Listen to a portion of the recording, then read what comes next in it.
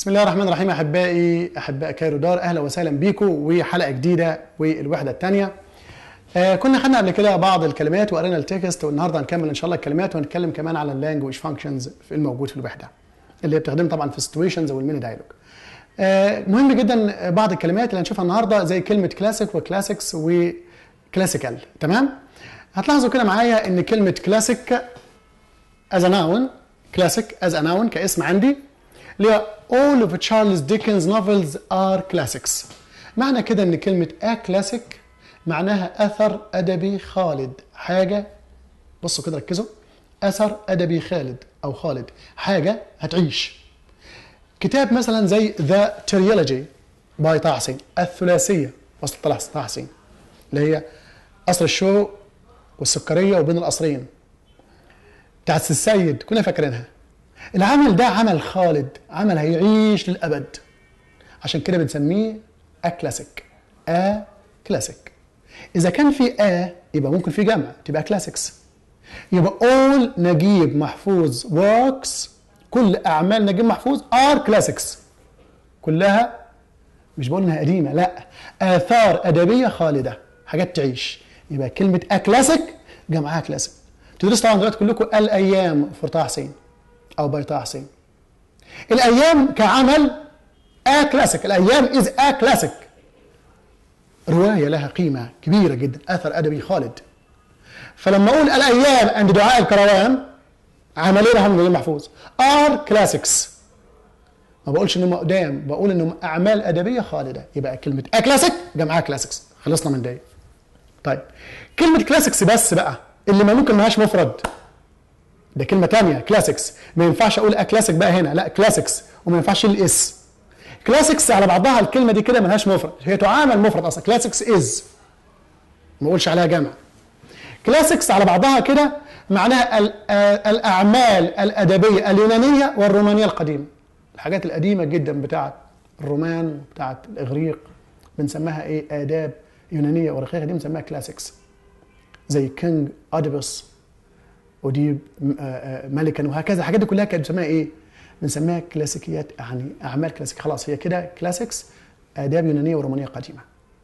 لكن لما اجي اقول كلاسيكال، بتكلم بقى على صفه. كلاسيكال معناها قديم، معناها كلاسيكي قديم زي ما بنقول. عشان كده بنقول كلاسيك، قلت عمل اثر ادبي خالد. all of Charles Dickens novels are classics. انما كلاسيك كصفه، قلت كلاسيك او نموذجي، بمعنى ايه؟ بتساوي كلمه، او مثلا كلاسيك اكزامبل، او كلاسيك ميستيك، كلاسيك سامتم، كلاسيك ستايل، كلاسيك ديزاين، كلاسيك فيلم. كلاسيك سامتم يعني عرض او من اعراض الامراض. يعني لو مثلا ايه؟ ان كوفينج الكحه مثلا، او مثلا از ا كلاسيك سامتم، عرض نموذجي او عرض من اعراض مثلا هافينج فلو، ان يكون عندك برد، ده شيء اساسي مثلا. ف لما اقول مثلا كلاسيك بيهيفير، سلوك نموذجي اوف ان ايجيبشن، في مصري، لمصري مثلا، اي واحد مصري ان سيتويشن، في موقف يعني، طبعا is to love او is to sacrifice his life for his country، ان يضحي مثلا بحياته لبلده.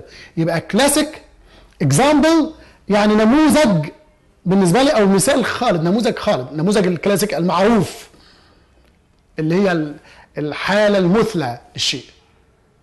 طيب لكن لو قلت كلمه زي مثلا، بص كده، it was a classic case of bad management.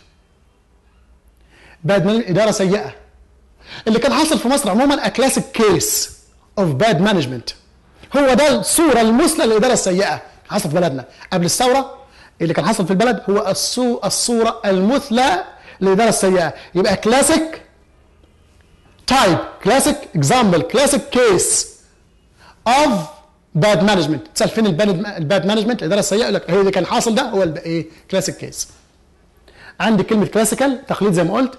I like classical music to pop or jazz music. كلاسيك ميوزك او كلاسيكال ميوزك، موسيقى تقليدية قديمة، تراديشنال يعني. كلاسيكال scientific method، classical architecture العمارة أو فن العمارة التقليدية القديمة، classical symphony، كلاسيكال كومبوزر لمؤلف الالحان، كلاسيكال اليجنس. تمام. وقلنا كلمه كلاسيكس اللي هي اليونانيه واللاتينيه القديمه. طبعا هنا لا تعد، دايما تعمل ايه مفرد كلاسيكس از لاخر كلمه. he studied classics at university، درس الاداب الرومانيه والاغريقيه القديمه. هنشوف دلوقتي كمان مع بعض اللي هي اللانجوج فانكشنز في الوحده بتاعتي. زي ما كان واحد بتسالنا عن الراي، رايك ايه وموافق او مش موافق. النهارده بنتكلم على showing surprise or interest، ابداء. وطبعا مهم جدا في السؤال بتاعنا بتاع الفانكشن، فاكرين؟ ابداء الراي. لو حد يسال لك ايه how interesting how wonderful، ده بالنسبه لنا ايه؟ ابداء الدهشه. showing في الفانكشن كلمه showing surprise. فعندي هنا showing interesting، بقول ايه بقى؟ how interesting is that right. حد قال لي موقف is that right، معقوله؟ او really I didn't know that، ما كنتش اعرف الكلام ده من قبل. او good heavens good heavens يا الله، مع كده بستغرب على الشيء. يبقى دايما كده نحاول ناخد مثال. مثلا يقول لي مثلا ايه look at this مثلا sculpture او this statue. بص هذا التمثال، يعني مثلا في المتحف يقول لك look at this statue، فانت بتقول مثلا ايه او this mummy، مومياء. فتقول لي ايه مثلا، انت بتسال تقول how old is it، عمر المومياء دي قد ايه. واحد بيقول لك 5000 years ago او old 5000 years old، 5000 سنه. فانت قلت ايه oh really I didn't know that، او good heavens استغربت. طبعا عارفين الكلام. البليس هيبقى ميوزيوم. الشخص الاول مثلا نعتبر ان هو جايد كمرشد، الثاني مثلا فيزيتور زائر. المهم بقى في الفانكشن هنبقى ساعتها بقى ايه showing surprise، showing ابداء اظهار، showing surprise او showing interest. معايا كده يا احبائي؟ طيب فعندي مواقف كده بيقول لك respond to the following situation. someone tells you that he has won two Olympic gold medals. حد بيقول لك انا فزت باثنين ميداليه ذهبيه. you are very surprised، انت مندهش جدا. تقول ايه really I didn't know that، او how wonderful how interesting، او is that right. تمام. طبعا في الحوار لما كنت بتتكلم مع الناس استخدم طبعا ايه بيبقى في انتونيشن، الايحاء نفسه بيختلف. يعني مثلا ما اقولش مثلا كلمه ايه how wonderful، لا ما اجيش how wonderful is that right، معقوله، وهكذا.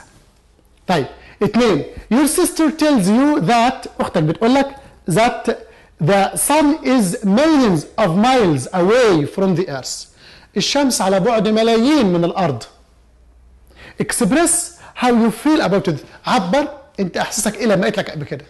هتقول ايه بقى ساعتها؟ هتقول really I didn't know that ما كنتش اعرف كده، او good heavens يا الله. تمام كده. oh my dear، تمام. oh my lord LORD and so on. number 3 your mother tells you that the prices of food will go down you are interested. ماما تقول لك ان الاسعار go down، اخذنا كلمه go up ترتفع، دلوقتي go down هتنزل. الاسعار بتاعت الفود الاطعمه مثلا will go down. انت بقى بتبين اهتمام how interesting really. وطبعا ممكن تحط اكسكليمشن مارك او علامه ايه او علامه تعجب يعني، او question mark علامه استفهام.